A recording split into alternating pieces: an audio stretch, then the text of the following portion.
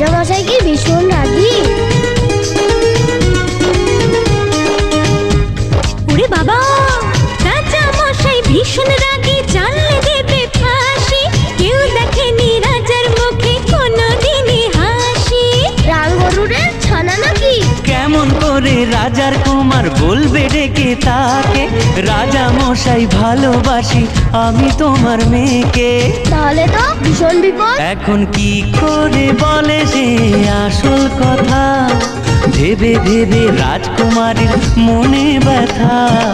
এক যে ছিল রাজার কুমার।